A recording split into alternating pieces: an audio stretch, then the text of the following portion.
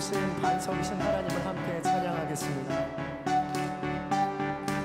주는 반석 내 구원자, 주는 소망 나의 피난처, 주 나의 모든 것. 우리 함께 주는 반석, 주는 반석 내 구원자, 주는 소망 나의 피난처, 주 나의 모든 것.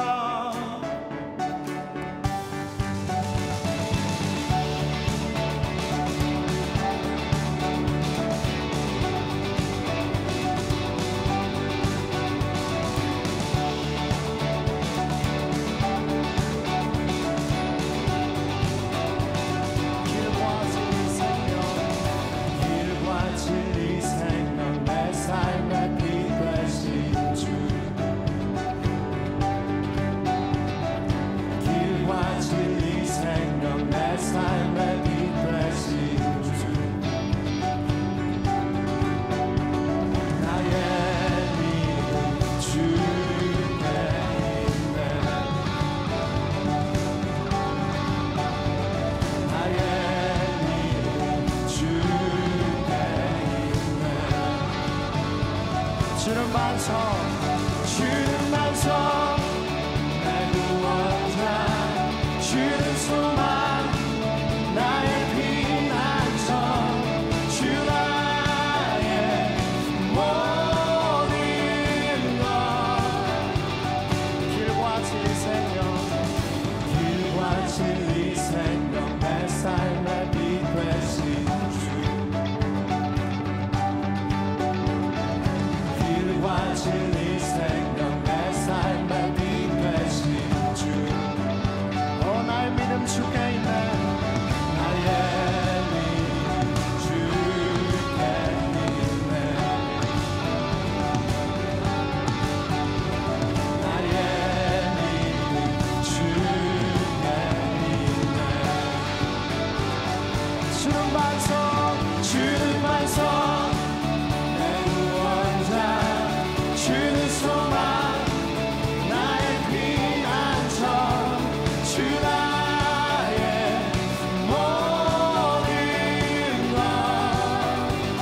주는 반석, 주는 반석 내 구원자, 주는 소망 나의 피난처, 주 나의 모든 것. 오 예수 나의 모든 것 되시네.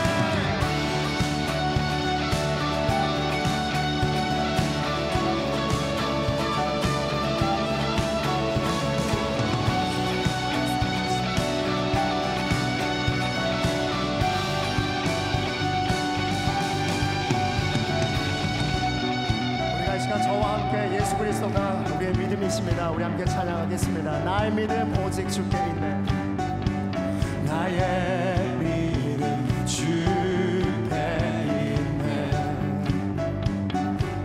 나의 믿음 주께 있네, 나의 믿음 주께 있네, 나의 믿음 주께 있네, 나의 믿음 오직 주께 있네. 주는 반석 내 구원자, 주는 소망 나의 피난처, 주 나의 모든 것. 주는 반석 내 구원자, 주는 소망 나의 피난처, 주 나의 모든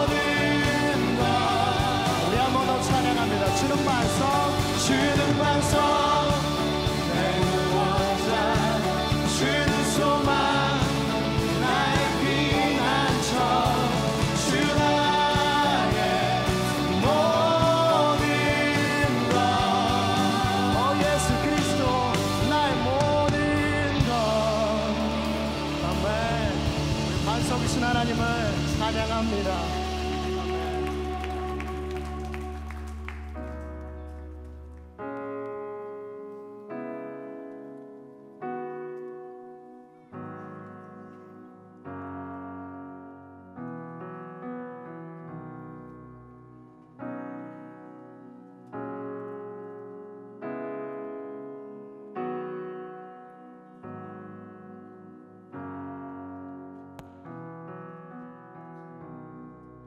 엎드려 경배해 십자가 발 앞에 날 향한 그 자비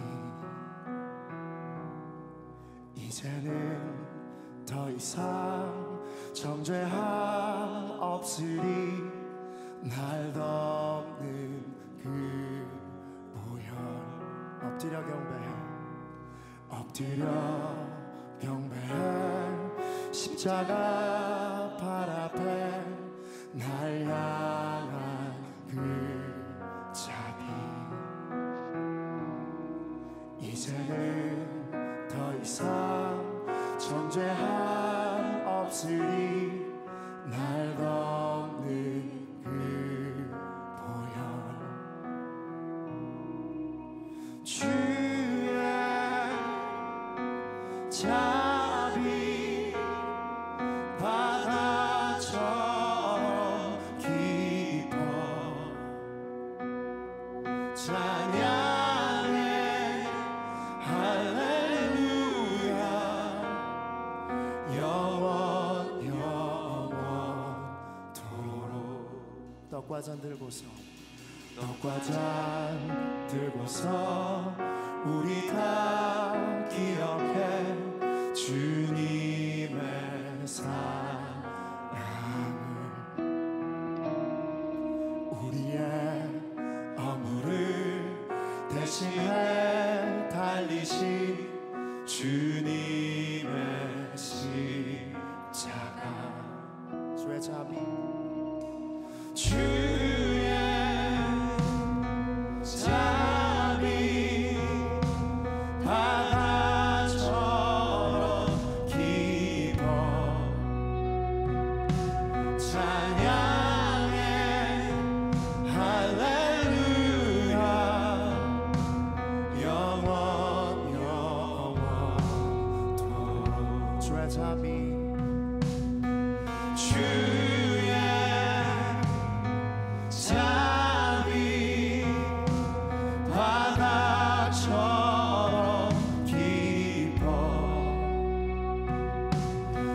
찬양해 할렐루야 영원토록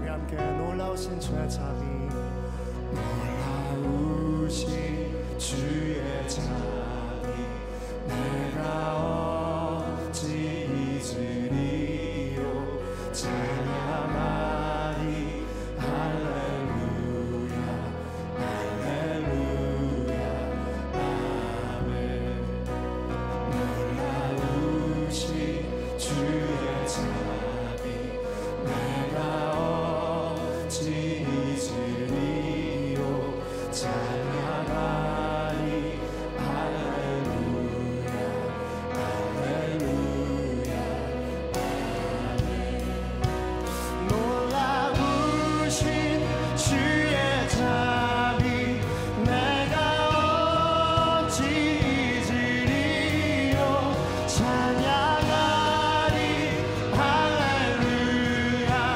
할렐루야 아멘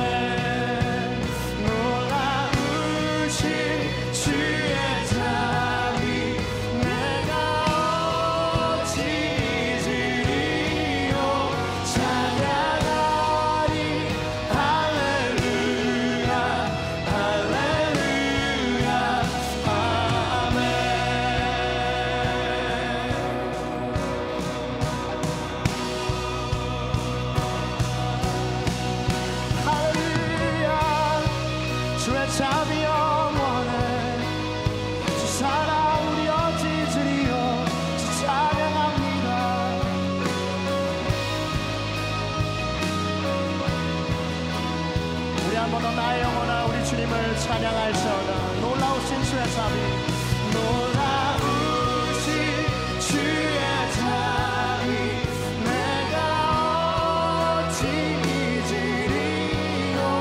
찬양하리 할렐루야 할렐루야 아멘. 놀라우신 주의 자비, 내가 어찌 잊으리요. 찬양하리 할렐루야. 우리 한 번 더 마지막으로 찬양하겠습니다. 놀라우신 주의 자비, 놀라우신 주의 자비, 내가 어찌 잊으리요. 찬양하리 할렐루야 할렐루야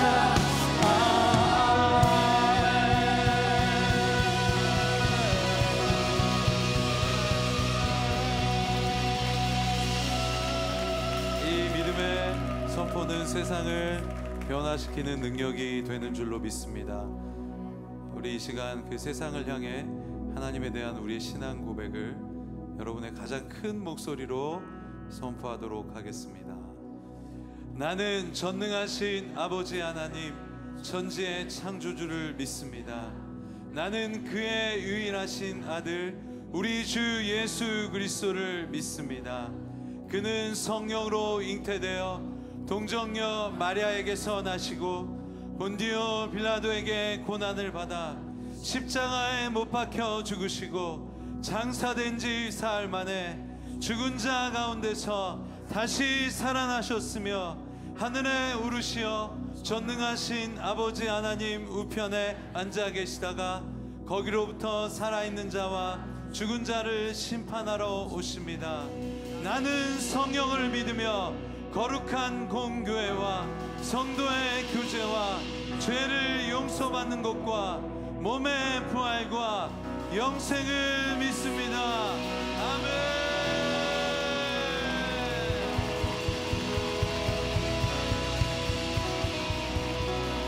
네, 다시 한번 살아계신 하나님께 큰 박수로 영광 돌리겠습니다.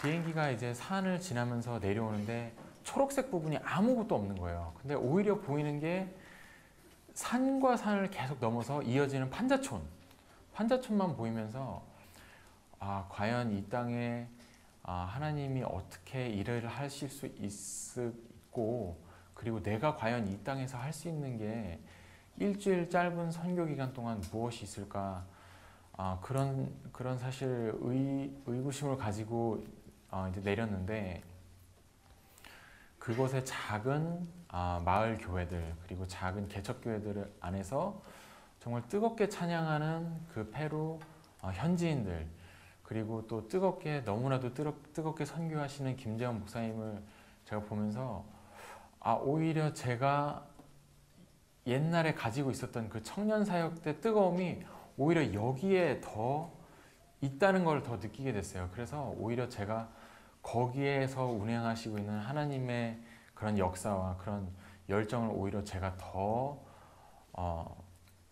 제가 받고 오게 됐고, 올해 또 페루 선교가 마지막이라고 말씀하셨을 때 제가 사실은 다시 한번 김재영 목사님이 계실 때 다시 한번 가고 싶다는 마음이 너무나도 뜨겁게 들었는데, 작년에 이제 감사하게도 작년 겨울에 와이프가 임신하게 된 것을 알게 되고,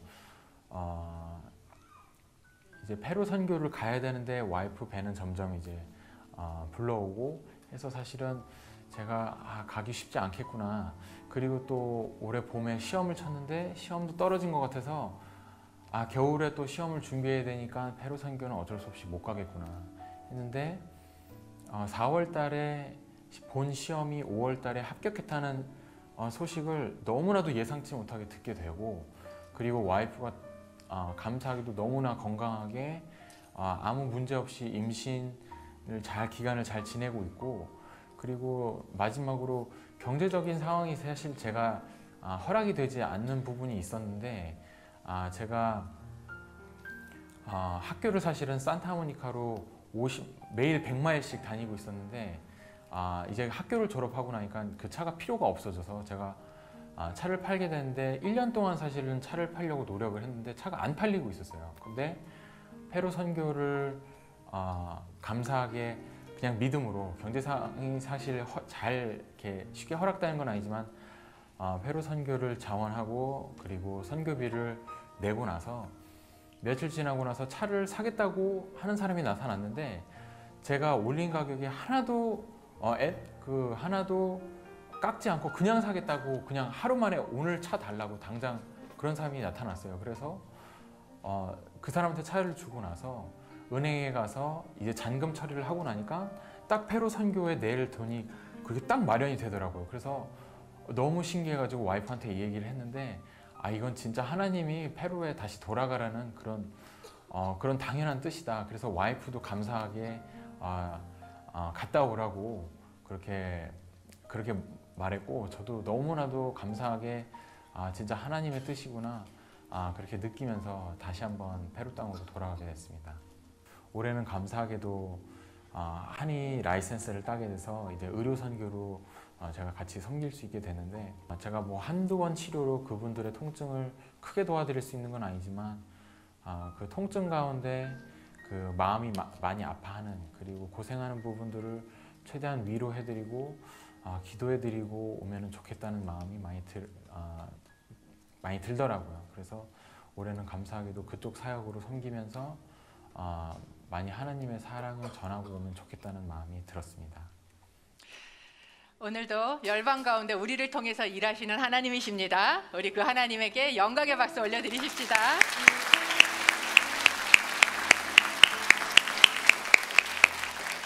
들어오셔서 예배를 시작하시면서 오늘 찬양 인도자가 바뀌었네 이렇게 생각하신 분이 계십니까?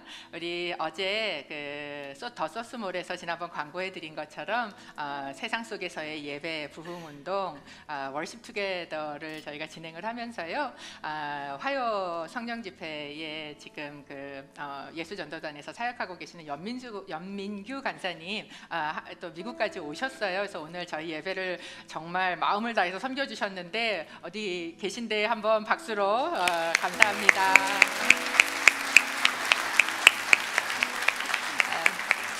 우리 간사님의 CD가 밖에 마련돼 있습니다. 혹시 어제 더 소스몰 못 가신 분이 몇 분이라도 계십니까? 그분들은 꼭 밖에 나가서 그 CD를 사십시오. 이 CD가요, 진짜 파워가 있어요. 그래서 조금 우울하거나 기운이 없을 때요, 이 찬양이 얼마나 그 힘을 주는지, 혹시 여러분 요새 좀 기운 없어 보이는 분이 생각나시면 그 CD를 사셔서 혹시 사인을 해주실 수 있을지 모르겠지만 해서서 그 선물하시면 너무 좋을 것 같아요. 그래서 여러분 그 CD 같이 밖에서 구입해 주시면 감사하겠습니다. 아까 간증해 주신 것처럼 저희 이제 아우리치 준비를 다 하고 있고요. 다음 주서부터 한 달 동안 저희가 아우리치를 위한 바자회들이 이제 매주 주체가 다르게 진행이 될 거예요. 공동체에서도 하고 또 EM에서도 하고 유스에서도 하고. 그래서 요 4주 동안은 저희 카페랑 식당은 쉬게 되고요. 그 대신 새롭고 다양한 많은 음식들이 준비가 될 텐데, 여러분 먹으면서 선교할 수 있는 좋은 기회입니다. 그래서 이 바자회 여러분 다 지원해 주시고 또 와서 도와주시고 격려해 주시면 감사하겠습니다. 오늘서부터 저희 광고해 드린 것처럼 장애인을 위한 사랑부 예배가 9시 15분 예배로 시작이 됐습니다. 그래서 지금 교사님들도 많이 지원을 하시고 준비를 하고 있거든요. 그래서 여러분 많이 홍보해 주시고 또 오실 수 있는 분 초대도 해 주시면 감사하겠습니다.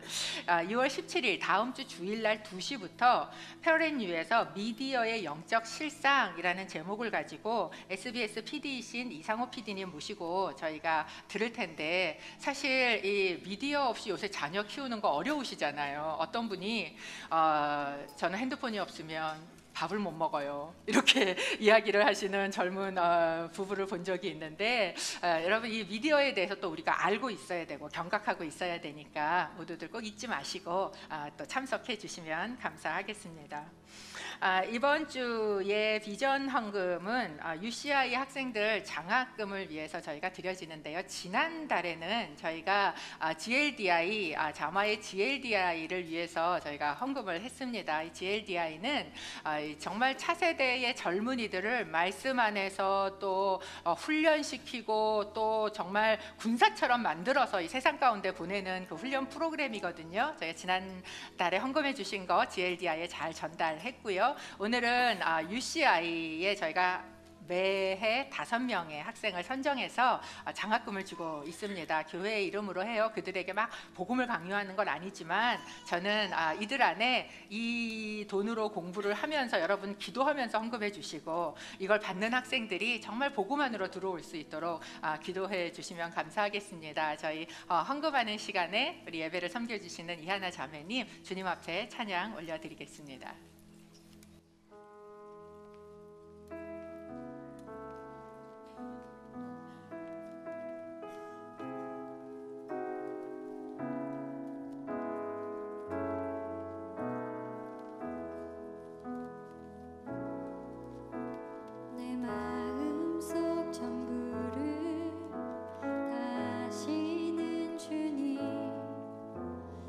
당신께 숨길 것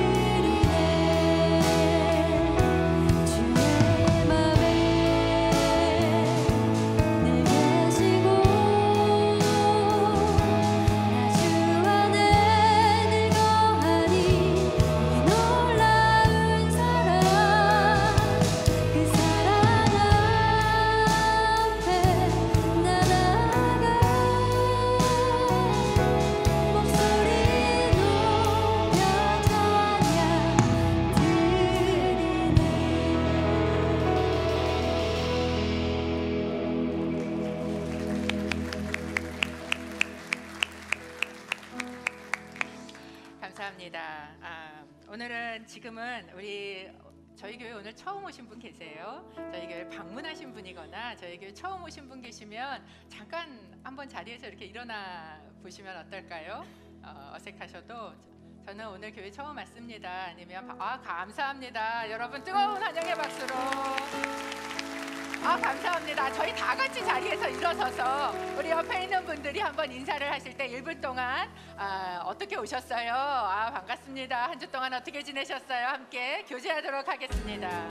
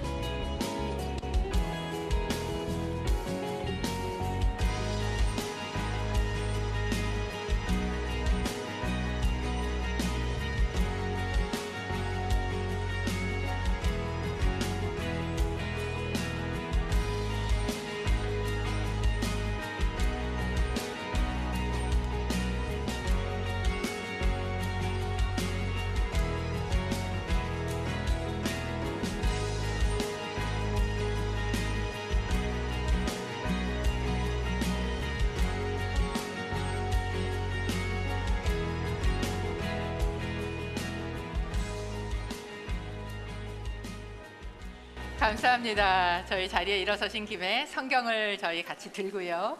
오늘 하나님의 말씀을 함께 봉독하도록 하겠습니다. 누가복음 12장 16절에서부터 21절 말씀인데요. 저희가 함께 봉독을 하겠습니다. 누가복음 12장 16절에서부터 21절까지 함께 읽습니다. 다 찾으셨나요? 예, 시작. 그러고 나서 그들에게 한 비유를 말씀하셨습니다. 한 부자가 수확이 잘 되는 땅을 가지고 있었는데 그가 혼자서 어떻게 할까? 내 곡식을 쌓아둘 곳이 없구나 하고 생각했다. 그리고 말했다. 이렇게 해야겠다. 지금 있는 창고를 부수고 더 크게 지어 내 모든 곡식과 물건을 거기에 쌓아두어야겠다. 그러고 나서 내 영혼에게 말하겠다. 영혼아, 여러 해 동안 쓸 물건을 많이 쌓아두었으니 편히 쉬고 먹고 마시고 즐겨라. 그러나 하나님께서 그에게 말씀하셨다. 이 어리석은 사람아, 오늘 밤 내 영혼을 내게서 찾을 것이다. 그러면 내가 너를 위해 장만한 것들을 다 누가 갖게 되겠느냐? 자기를 위해 재물을 쌓아두면서도 하나님께 대해 부요하지 못한 사람은 이와 같다. 아멘. 자리에 함께 앉으시겠습니다. 제가 이렇게 교제하는 거 뵈니까 어떤 분은 이렇게 다른 분이 얘기를 안 해주셔서 부부끼리 밀린 대화를 진하게 하고 계시는 걸 보게 되는데요. 여러분 앞뒤로 이 시간 굉장히 귀한 시간이거든요. 그래서 이 시간에 또 교제의 폭이 넓어지시니까 함께 이야기 나누시면 좋겠습니다. 잠깐 기도하고 말씀 나누죠. 하나님의 귀한 말씀 앞에 저희가 있습니다. 주님, 저희가 귀도 열고 마음도 엽니다. 말씀하여 주시옵소서. 예수님의 이름으로 기도합니다. 아멘. 2002년도 1월 달에 한국의 TV에서 광고가 하나 방송이 됐어요. 근데 그 광고가 어떤 광고였냐면 눈이 하얗게 쌓여있는 곳에 한 여배우가 빨간 옷을 입고 그리고 서서 외치는 거예요. 뭐라고 외쳤는지 혹시 아시는 분이 계십니까? 여러분, 뭐라 그랬어요? 부자 되세요. 꼭이요. 이렇게 외쳤어요. 그 광고가요, 아주 폭풍적인 인기를 끌었습니다.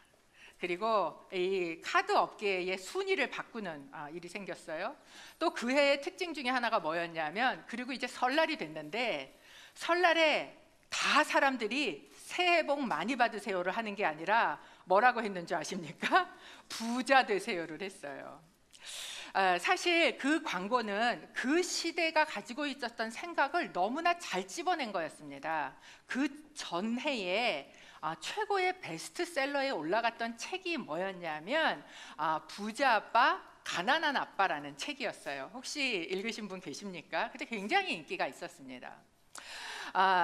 그런 그 부자 아빠가 돼야지라고 마음을 먹었던 그 아버지 밑에서, 부모님 밑에서 자란 아이들이 자라서 작년도 2017년도에 한 강남에 있는 모 중학교에서 너 장래 희망이 뭐냐라는 걸 조사했어요. 근데 그 중에 압도적으로 많은 수가 나왔는데 그게 뭐냐 하면 부자 또는 부자 백수였습니다.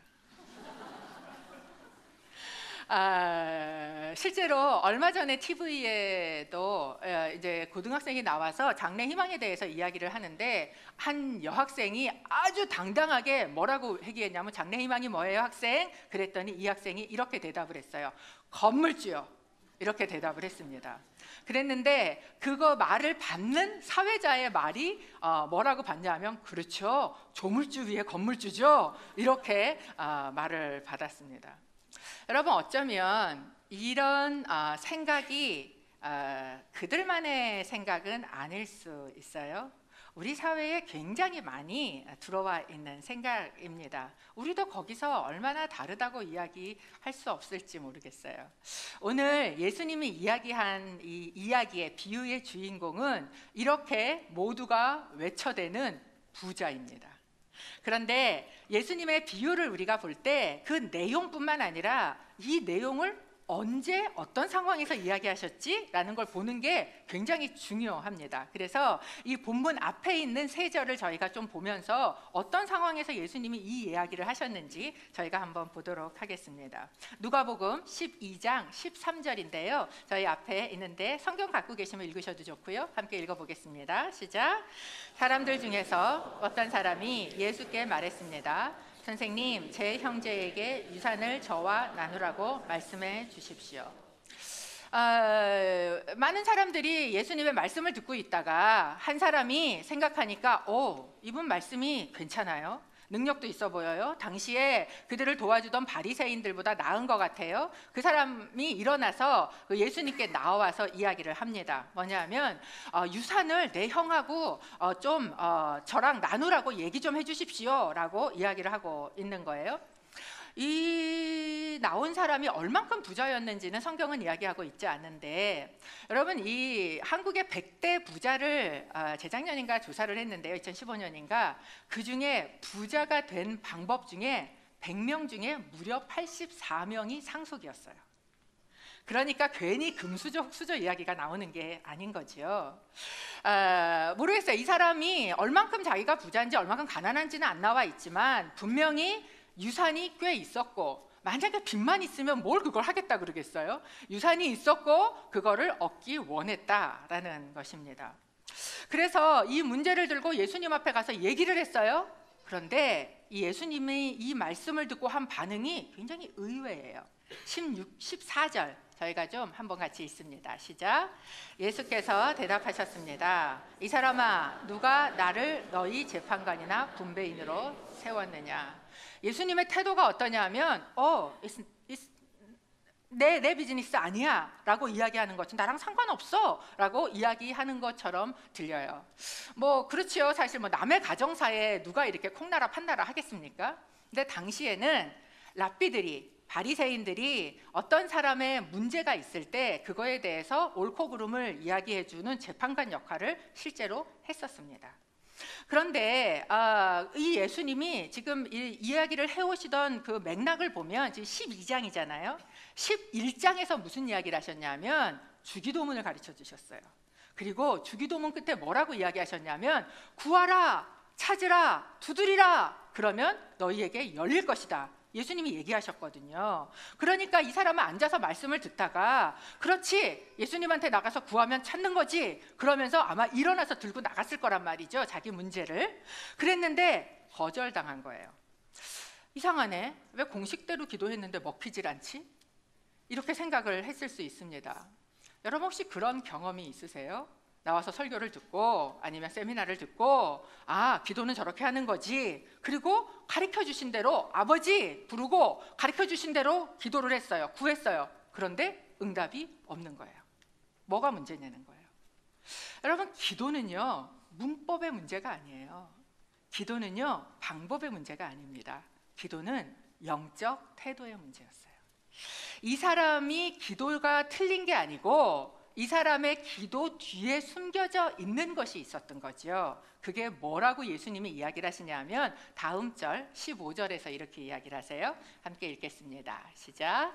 그러고는 사람들에게 말씀하셨습니다. 너희는 조심해서 모든 탐욕을 삼가라. 사람의 생명이 그 재산의 넉넉함에 있는 것이 아니다.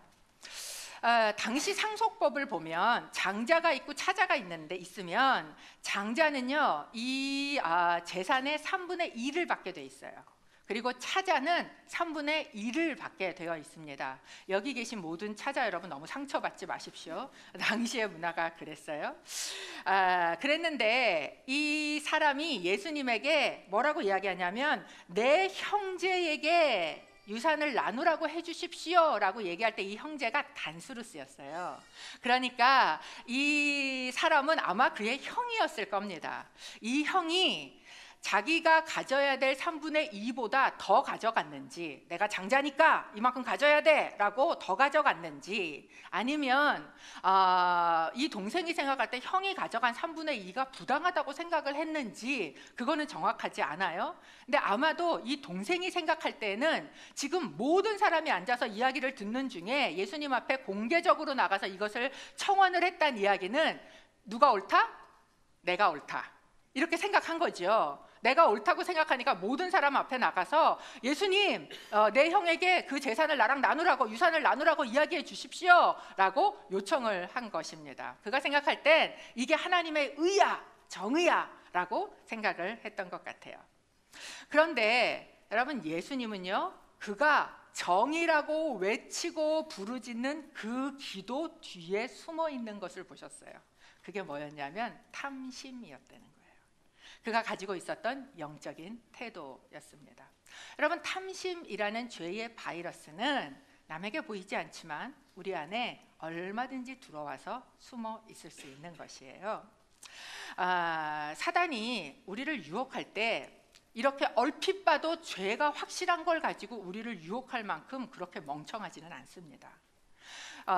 제일 처음 사단이 하와를 유혹을 할 때 하와에게 와서 뭐라고 얘기냐면 이거 따먹어라. 이거는 너를 어떻게 할 것이다? 지혜롭게 할 것이다. 여러분, 지혜가 나쁜 겁니까? 아니지 않습니까?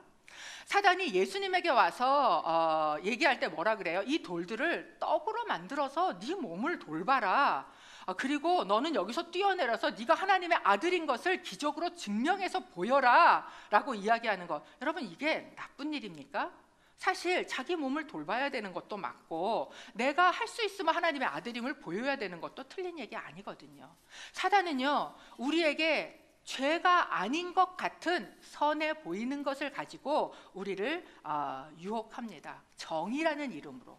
그래서 여러분, 우리 안에 숨겨진, 그러나 이 정의라고 얘기하는 것 뒤에 속에 우리 안에 숨겨져 있는 탐심, 이 여자도 가지고 있었던 하나님이 되고 싶었던 탐심, 예수님도 십자가가 아닌 쉬운 방법으로 그 길을 가고 싶었던 인간 속에 있는 탐심이라는 것을 공격을 해서 사단은 우리를 유혹하고 공격하고 있다라는 겁니다. 실제로 많은 정치적인 캠페인들이 정의, 공평, 뭐 이런 걸, 의 이런 거를 부르짖지만 사실은 그 뒤에는 조금 더 큰 파워의 조각을 가지기 위한 탐심이 있는 것도 사실이고, 교회를 부흥시켜야지 라고 하면서 어떻게 보면 건강하지 않은 방법을 쓰는 이유도 이 숫자라는 것에 묶여서 이 마치 부흥이 숫자인 것처럼 생각하는 그 탐심이 그 안에 작동하는 경우도 많이 있습니다. 예수님이 이야기하셨어요. 탐욕을 삼가라. 이 탐욕, 탐심이라는 단어를 원어로 보면 더 가지려는 태도, 더 가지려는 마음입니다. 비교급을 쓰고 있어요.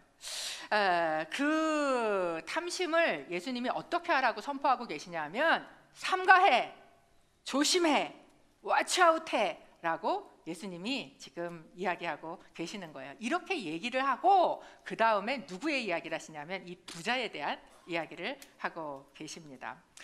그 다음에 부자가, 저희가 읽은 부자가 등장하는데요. 이 부자에게 문제가 있었어요. 뭐가 문제냐? 너무 많아서 문제예요. 16절, 17절을 저희가 함께 읽겠습니다. 시작. 그러고 나서 그들에게 한 비유를 말씀하셨습니다. 한 부자가 수확이 잘 되는 땅을 가지고 있었는데 그가 혼자서 어떻게 할까? 내 곡식을 쌓아둘 곳이 없구나 하고 생각했다. 보십시오. 이 부자가 이미 창고가 있었어요. 그런데 그 창고가 어때요? 꽉 찼어요. 그런데 뭐예요? 그 해에 창고가 꽉 찼는데 인컴이 더 많이 들어온 거예요. 그래서 쌓을 곳이 없는 거예요. 이 이야기를 들으면서 여러분 속에 솔직하게 느껴지는 감정은 어떤 거세요? 좋겠다. 나도 그런 고민 한번 평생 해봤으면 좋겠다. 이런 감정이 이게 속에서 이렇게 올라오십니까? 그렇다면 여러분 주님의 말씀을 기억하셔야 돼요. 탐심을 조심하라. 탐심을 조심하라. 이 문제를 대하는 문제가 있었어요. 근데 이 문제를 대하는 이 부자의 태도에 무엇이 잘못이었는가? 보니까 이렇게 이야기를 하고 있어요. 그가 이것을 어떻게 대처를 하고 있냐면 생각을 하고 있습니다. 여기 라고 생각했다라는 이 생각하다라는 단어가 원어적으로는 아주 골똘히 생각하다, 묵상하다, 철저히 생각하다 이런 뜻이에요. 그가 지금 묵상을 하는데 뭐를 묵상하고 있는가? 가진 돈을 묵상하기 시작을 하는 거예요. 이 돈을 내가 어디에다 쌓아야 될까? 이 돈을 펀드에다 쌓을까? 아니면 주택에다 할까? 아니면 주식을 살까? 뭐 이런 이 돈을 쌓아야 될 지금 이 곳간을 막 골몰이 묵상을 하기 시작했다라는 겁니다. 그리고 그가 자기가 그 돈을 쌓을 곳간을 결정을 했어요. 18절에 이렇게 이야기합니다. 그리고 말했다. 이렇게 해야겠다. 지금 있는 창고를 부수고 더 크게 지어 내 모든 곡식과 물건을 거기에 쌓아 두어야겠다. 이 사람이 한 결정이 보이십니까? 지금 있는 곳간을 부수고 더 크게 짓겠다는 거예요. 여기에 똑같이 비교급이 쓰이고 있습니다. 여러분, 점점 커지는 공간, 그것이 그가 생각한 해결책이었어요. 그리고 생각합니다. 뭐라고 하냐면은 19절이에요. 같이 한번 읽어볼까요? 시작. 그러고 나서 내 영혼에게 말하겠다. 영혼아, 여러 해 동안 쓸 물건을 많이 쌓아두었으니 어떻습니까? 이런 인생 한번 살아보고 싶으세요? 성공한 인생 같아 보이십니까? 또 다른 어느 카드 회사의 카피처럼 열심히 일한 당신 떠나라. 그래서 이걸 가지고 내가 이제 즐기고 살겠다라고 이야기를 합니다. 근데 이 사람에 대해서 예수님이 하신 평가는 뭐였냐면 20절이에요. 예수님이 이렇게 이야기를 하십니다. 함께 읽겠습니다. 시작. 그러나 하나님께서 그에게 말씀하셨다. 이 어리석은 사람아,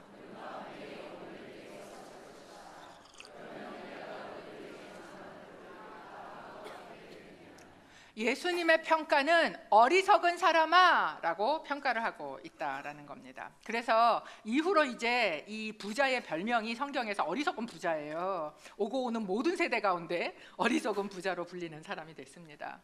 근데 여러분, 예수님이 어리석은 사람아 라고 이야기를 하는 거에 풀리 동의가 되십니까? 이 사람이 내린 해결책, 굉장히 경제적이고 똑똑한 해결책 같지 않습니까? 사실 이 사람이요, 사기를 쳐서 돈을 모은 것도 아니에요. 다른 사람에게 해를 끼친 것도 아닙니다. 자기가 열심히 일해서 돈 모았어요. 그리고 자신을 위해서 투자하고 자기가 누리겠다는데 도대체 뭐가 잘못이에요? 여러분, 그런 생각이 드십니까? 우리 현대인들은 성공을 어디에다 놓냐 하면 높은 생활 수준과 높은 소비 수준이 성공이다 라는 생각을 가지고 있어요. 만약에 그런 기준으로 우리가 이 부자를 평가한다면 여러분, 이 사람은 어리석은 사람이라고 생각이 들지 않는 겁니다. 그 사람은 굉장히 똑똑한 사람이에요. 그런데 만약에 이 사람을 우리가 생각하면서 도대체 이 사람이 뭘 잘못했어? 라는 생각이 여러분 안에 드신다면 아까 말씀드린 것처럼 여러분 우리는 탐심이라는 바이러스에 전염이 돼 있을 수 있습니다. 이 탐심이라는 게요 마치 바이러스 같아서, 그래서 우리가 면역력이 강할 때는 괜찮은데 면역력이 약해지면 그러면 우리 안에 그냥 들어와요. 그게 병들어요. 그런데 이 탐심이라는 바이러스의 병이 들면 증세가 뭘로 나타나느냐, 열심히 곡간지을 생각을 하는 거예요. 이 욕심이라는 건 눈에 보이는 죄가 아닙니다. 그래서 사실 누구도 분명하게 이걸 드러내서 이야기할 수 있지 않아요. 그런데 이 욕심이라는 이 죄는요 우리의 부요함 속에 숨겨져 있어요. 거기에 자리 잡고 있어요. 그렇기 때문에 이 욕심이라는, 탐심이라는 이 바이러스가 들어오면 그러면 나에게 있는 것은 계속해서 뭐 해야 될 거예요? 재투자를 하든지 아니면 어딘가 곳간에다 쌓아야 되는 거예요. 나눔은 전혀 생각하지 않게 된다라는 거예요. 한번 이 사람을 보십시오. 이 사람이 이 문제를 지금 접하고 하고 있는 일은 혼자서 생각하고 있어요. 그리고 어떻게 합니까? 자기만을 위해서 결정하고 있어요. 지금 이 사람의 생각과 이 사람의 결정 안에는 이웃도 없고 하나님도 없다라는 거예요. 자기로 너무나 꽉 차 있는 사람. 이런 부자의 특징을 가진 사람의 또 하나의 특징 중에 하나가 뭐냐면 바빠요. 굉장히 바쁩니다. 소출을 많이 내느라고 바빴어요. 땅을 일구고 수확하느라고 또 바빠요. 그렇게 바쁜데 또 그 다음에는 뭘로 바빠요? 있는 곳간 다 또 허무느라고 바쁘고 그것도 새로 짓느라고 바빠요. 그 다음엔 또 뭘로 바빠요? 그 쌓아놓은 거 내가 열심히 쓰느라고 바빠요. 이런 사람은 교회에서 뭐 좀 하지요? 그러면 너무 바빠요. 그래서 볼 수가 없어요. 너무 바쁘다라는 겁니다. 여러분, 이 부자가 했던 실수들, 잘못들, 뭐가 결정적인 잘못인가라는 것을 몇 가지만 한번 정리를 해보면, 첫 번째, 이 부자는요 이 소출이 많기 전에도 이미 부자였어요. 그런데 내가 부자라는 것을 잊고 살고 있었다라는 겁니다. 여러분, 오늘 본문을 시작하면서 처음에 뭐라고 해요? 한 부자가 라고 이야기를 합니다. 이 사람은 이미 부자였어요. 그런데 마치 내가 이거를 가지고 있어야만 내가 부자가 되는 것처럼 생각을 했다는 겁니다. 여러분, 우리가 누굽니까? 사도 바울은 우리에게 에베소서에서 뭐라고 얘기하냐 하면, 우리는 하늘의 신령한 복으로 복받은 사람이다 라고 얘기해요. 하나님의 유업의 영광의 풍성함이 무엇인지 하나님 이들을 알게 해주십시오 라고 얘기해요. 여러분, 우리는요 풍성히 받은 자예요. 하나님의 하늘의 복을, 하나님의 영광을, 유업을 풍성히 받은 자예요. 그렇게 풍성히 받은 자인데 이 광고 한마디, 여러분 부자 되세요, 이 광고 한마디를 듣는 순간 나는 부자도 아니고 나는 부자가 돼야 될 것 같은, 그래서 나는 쌓아야 될 것 같은 그런 생각 속으로 빠져 들어가게 된다라는 거예요. 내가 부자라는 걸 잊어버리게 돼요. 이미 받은 것 생각하지 않습니다.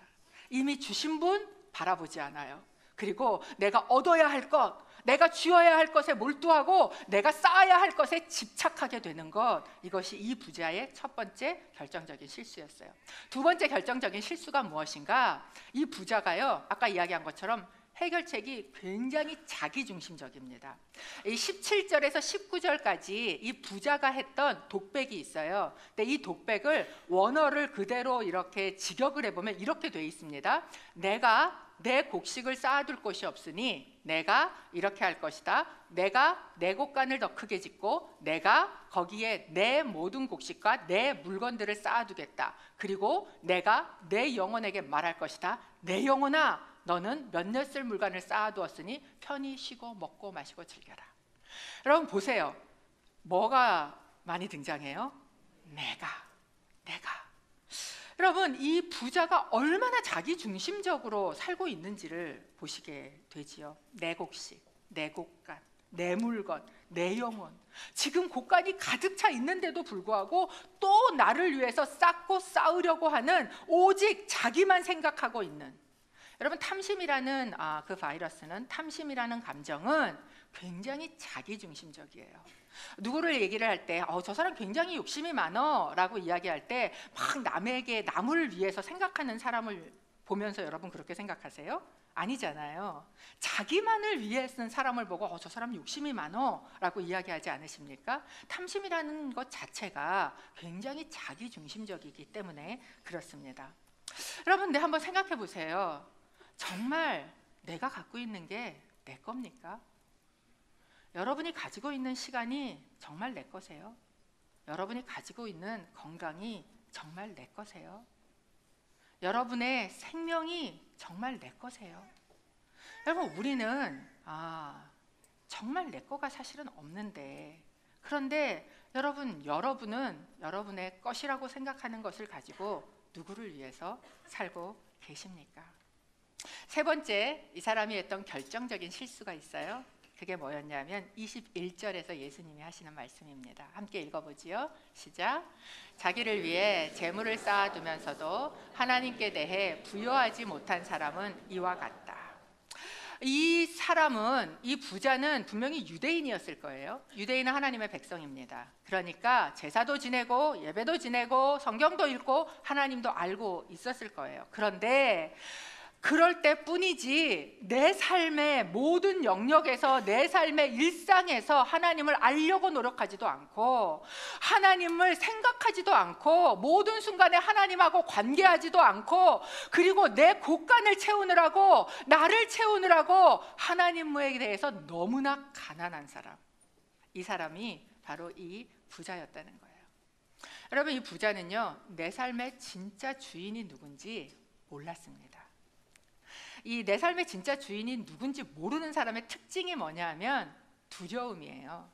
그래서 이 12절을 시작하면서 12절, 4절, 5절에서 예수님이 하신 말씀이 뭐였냐면 이 두려움에 대한 이야기를 하시는데, 내 친구들아, 너희에게 내가 말한다. 너희 몸을 죽일 수 있어도 그 후 더 이상 어떻게 할 수 없는 사람을 두려워하지 말라. 내가 두려워해야 할 분을 내가 보여주겠다. 몸을 죽인 후에 지옥에 던질 권세를 가진 그분을 두려워하라. 그렇다, 내가 너희에게 말한다. 그분을 두려워하라. 여러분, 이 부자는 어떻게 생각하면 내가 오늘 가지고 있는 것, 그것이 내일도 있을 거라고 생각을 했을 거예요. 근데 여러분, 우리가 가지고 있는 건 사실 오늘입니다. 내일은 우리 게 아니에요. 내일은 누구 겁니까? 내일은 하나님 것이에요. 그렇기 때문에 이 사람은 하나님에 대해서 부여하지 않으니까 내가 가진 것을 갖고 어떻게 합니까? 쌓고 쌓는 거예요. 그래놓고 내 마음에 뭐를 가지는 겁니까? 거짓된 안정감을 가지는 거예요. 이게 몇 년 동안 내가 살 수 있으니, 마치 내 미래를 그걸 가지고 살 수 있는 것처럼 그렇게 생각하고 안심하고 안정감을 가지고 있었다라는 거예요. 왜? 그는 하나님을 잘 모르고 있었어요. 그는 하나님을 충분히 알고 있지 않았습니다. 여러분 어떠세요? 하나님을 충분히 알고 계십니까? 여러분이 알고 계시는 하나님은 어떤 분이세요? 이 12장, 누가복음 12장 앞에 너희의 삶의 진짜 주인이 되는 그분을 두려워해라 라고 누가가 이야기한 다음에, 그 다음에 무슨 이야기를 하고 있냐면 앞에 읽은 이 이야기 바로 다음에 이런 이야기를 하고 있어요. 누가복음 12장 6절에 너희 아냐?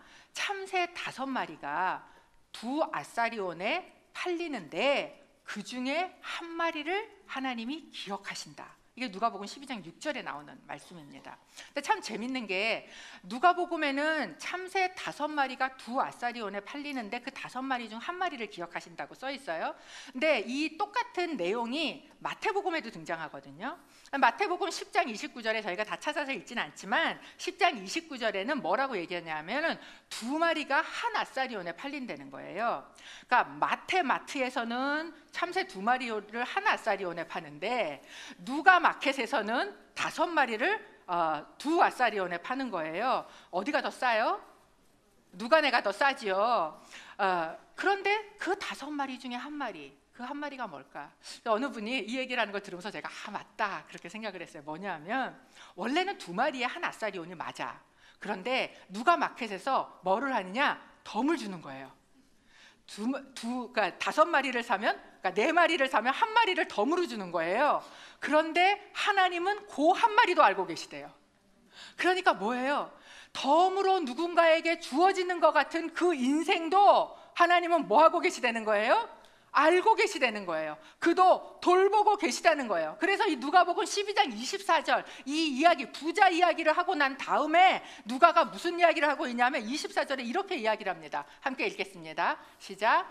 까마귀들을 생각해보라. 심지도 거두지도 않고 창고도 곡간도 없지만 하나님께서 그것들을 먹이신다. 그런데 너희는 새들보다 얼마나 더 귀하냐. 여러분, 곡간 없으십니까? 염려하지 마십시오. 더 큰 곡간 지어야 되는 거 아니에요. 곡간을 허물고 창고를 지어야 되는 게 아니에요. 곡간도 없고 창고도 없지만 그 큰 곡간 가진 사람, 너 부러워하지 마라. 이게 하나님을 부요하게 알고 있는 사람이 가지고 있는 태도다라는 것입니다. 여러분, 그거 너무 부러워하지 마십시오. 누가 큰 곡간 갖고 있습니까? 여러분, 부러워하지 마세요. 여러분은 하나님이 있어요. 하나님이 계셔요. 우리는 하나님으로 채워야 돼요. 그래서 오늘이라는 하루, 하나님이 나에게 허락하신 이 시간, 내가 살면서 나를 하나님으로 부요하게 채워야 돼요. 하나님을 맛보고 아셔야 되고, 하나님을 더 깊이 아셔야 되고, 하나님하고 관계하셔야 되고, 내 삶에 체험된 하나님이 여러분의 삶에 간증으로 있으셔야 되는 거예요. 그게 하나님으로 부요한 것입니다. 여러분, 부자가 뭔지 아세요? 부자는요, 필요보다 더 많이 갖고 있어서 하나님이 필요 없는 사람이에요. 여러분에게 혹시 필요가 있으십니까? 염려하지 마세요. 하나님이 필요를 주셨어요. 하나님이 필요를 주실 때에는 염려하라고 주신 게 아니라 구하라고 주신 것인 줄로 믿습니다. 그리고 만약에 내가 구하고 내가 필요한 것보다 하나님이 더 주셨습니까? 그러면 그것을 여러분은 하늘의 창고에다가 쌓아 두시기를 바랍니다.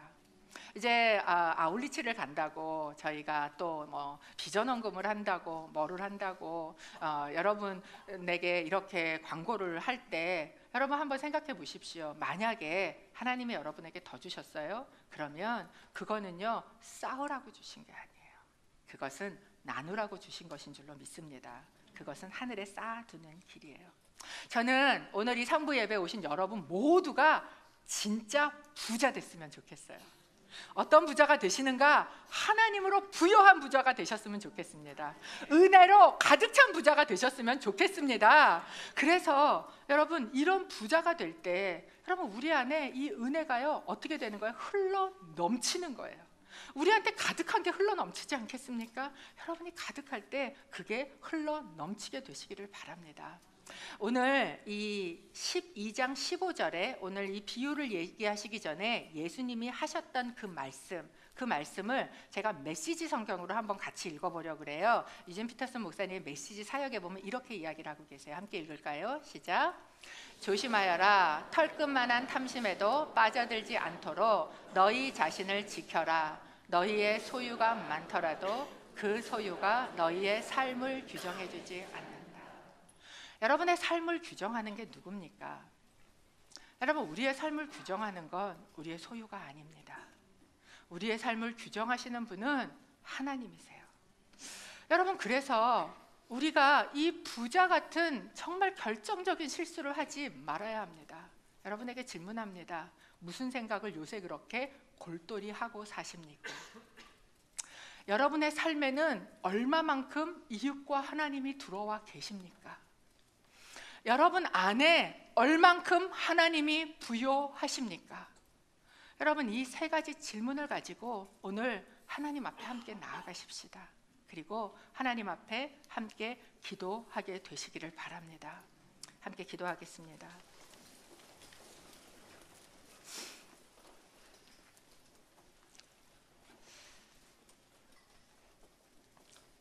하나님께서 이 부자의 이야기를 통해서 조심해, 삼가해, 어느 틈엔가 이 세상의 탐심이 마치 바이러스처럼 네 안에 욕심으로 들어와 있다면, 네가 거기에 물들었다면, 그래서 너의 모든 생각이 끊임없이 곡간을 짓고 쌓고 내가 쓰고 누리는 일에 모든 관심과 생각이 그리고 그것 때문에 너무 바쁘다면 이 시간에 하나님, 내가 병들었습니다.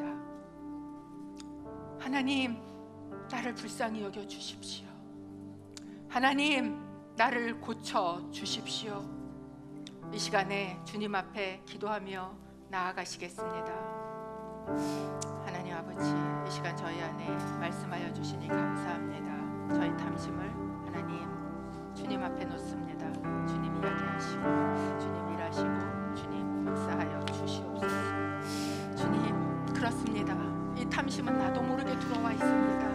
내 안에 들어와 있습니다. 주님, 일하여 주시옵소서. 이 탐심을 제거하게 하여 주옵소서. 아버지, 여기에서 내가 자유케 되게 하여 주시옵소서. 참으로 하나님으로 인하여 부욕케 되게 하여 주시옵소서. 주님 앞에 올려드립니다. 하나님 아버지, 오늘 우리의 탐심을 콕 찍어서 드러내셨습니다. 내가 아니라고 말 못하겠습니다. 하나님, 당신의 몸에 참여합니다. 당신의 피에 참여합니다. 그리스도의 보혈로 씻으시고 오늘 하나님으로 풍성한 자 되게 하여 주옵소서. 예수님의 이름으로 기도합니다. 아멘. 함께 찬양하며 성찬에 참여하시겠습니다.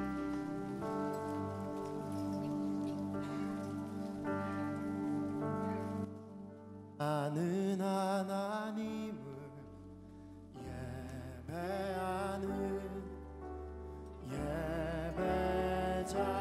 예배자입니다. 내가 서 있는 곳 어디서나 하나님을 예배합니다. 내 영혼 거룩한 그날을 향하여 내 마음 완전한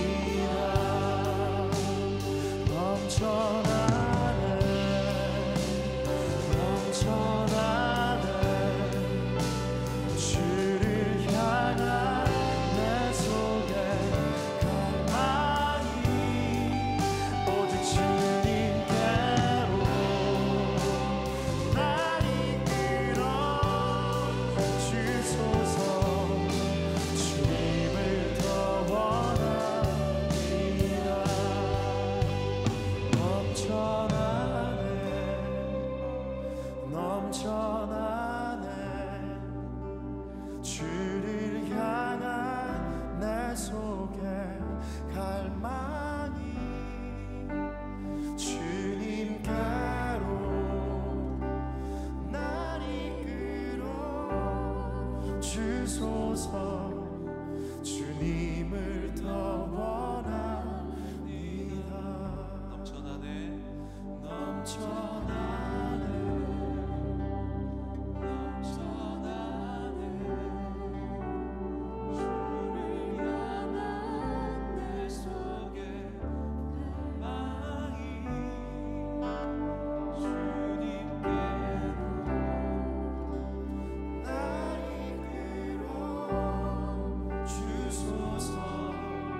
주님을 더 원하. 자, 우리 다시 한번 큰 소리로 넘쳐나네 넘쳐나네 넘쳐나네 주를 향한 내 속에 갈망이 주님께로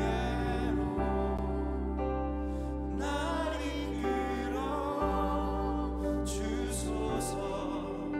주님을 더 원합니다. 함께 일어나서 찬양하겠습니다. 내 눈 주의 영광을 보네. 우리 가운데 계신 주님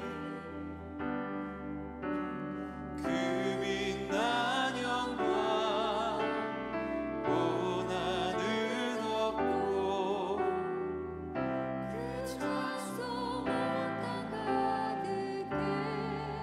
내 눈 주의 영광을 보네. 내 눈 주의 영광을 보네. 찬송 가운데 서신 주님 주님의 자, 우리 다 함께 선포합니다. 권능의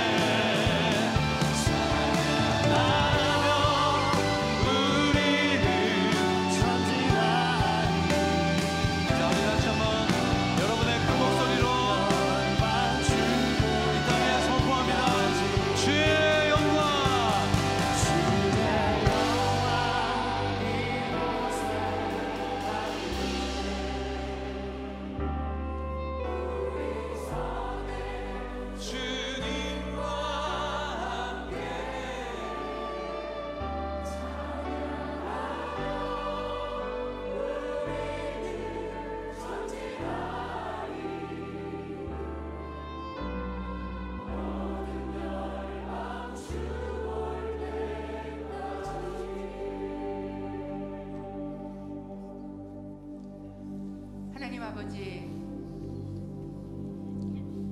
하나님께서 제게 주신 것 주님 앞에 감사함으로 나왔습니다. 세상에서 이야기하는 그 가치와 그 생각으로 내 삶을 규정하지 않기를 원합니다. 하나님, 곳간이 없어도 창고가 없어도 오늘 덤 같은 인생을 사는 그 하나를, 그 한 사람을 보시고 돌보시는 그 하나님을 우리 안에 가득 차게 하여 주옵소서. 예수로 충만하게 이 세상 가운데 나아가게 하여 주옵소서. 주님 앞에 예물 들고 나왔습니다. 주신 것 내 것 아니고 하나님 것이라는 믿음에 고백하며 드립니다.